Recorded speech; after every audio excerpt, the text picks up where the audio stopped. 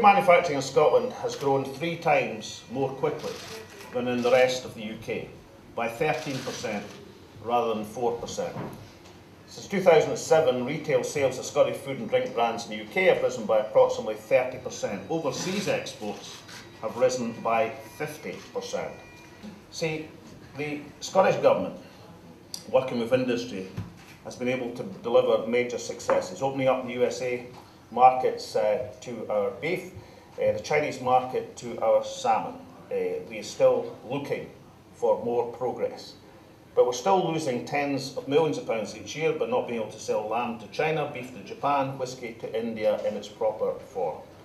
Opening up those markets requires focused attention by a sovereign government. That rarely happens. At present, Richard Lochhead was told by the Foreign Office during his mission to the Far East that beef exports to Japan were not on their list of priorities. With independence, food and drink will be a key priority for Scotland's network of overseas offices.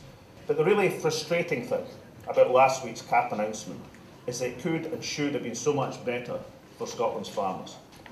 Pillar 1 of the CAP, direct farming support, Scotland currently receives the 3rd lowest rate of payment per hectare than any country in the European Union. By 2020, under the deal negotiated by the UK Government, we will receive the lowest rate in the entire European Union. Not only will we be bottom of the table, but the gap between Scotland and the rest is widening. We will get €68 per hectare less than the 2nd lowest country. An independent Scotland could have benefited from a rule that by 2019, no member state will receive less than €196 per hectare in direct payments to farmers.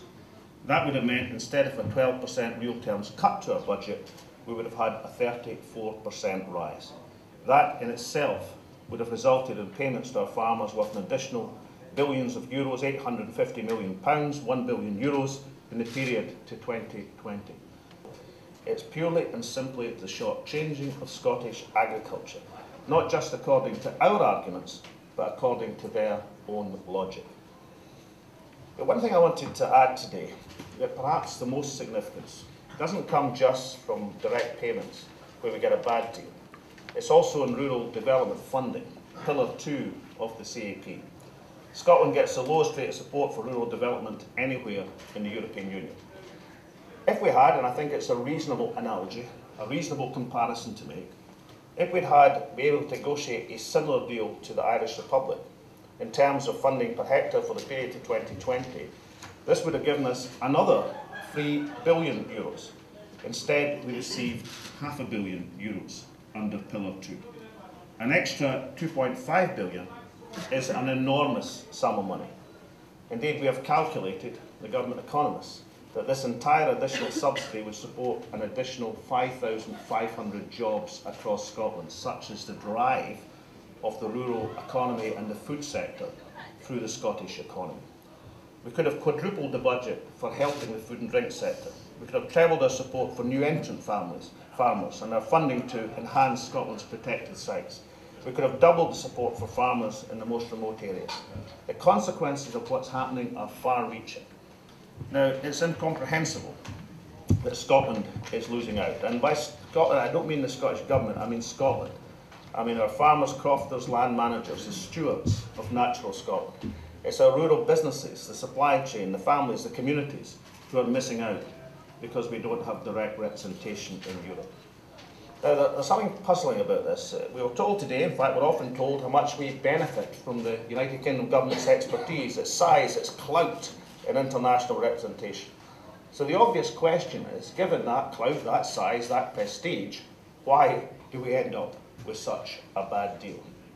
At heart, this isn't about mistakes, although the UK Government makes plenty of these, and no doubt the Scottish Government makes a number as well.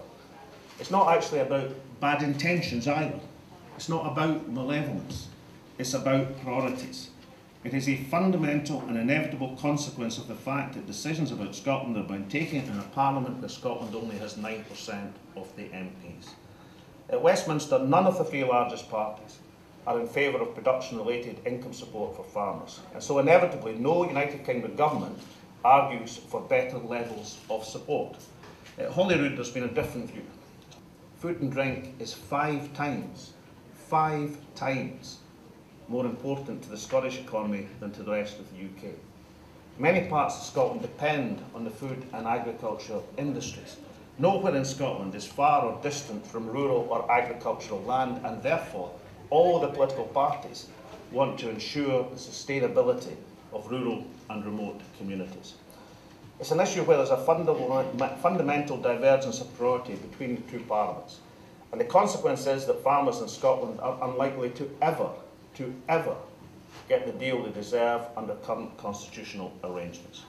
The fundamental argument for independence is that the people who take the very best decisions about Scotland are the people who live and work in our country.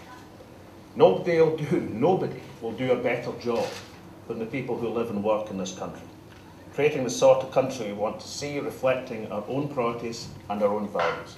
And one of these priorities, one of these values, is a sense of cohesion, a view that no region, no area, no community should be neglected or denied the ability to flourish. Independence gives us the powers we need to create sustainable prosperity in every part of the country. More effective support for food and drink, for agriculture from rural areas is one part, a very important part, but it is a wider ambition. The sustainable prosperity, the cohesion, needs to be worked for. Independence is not about thinking that everything is going to be delivered to us on a plate. It's not about waking up the day after independence and finding you've got 3 taps, whiskey, oil and water. It's about setting national objectives and working together over a period of time to make this country more prosperous and more sustainable. It can be done.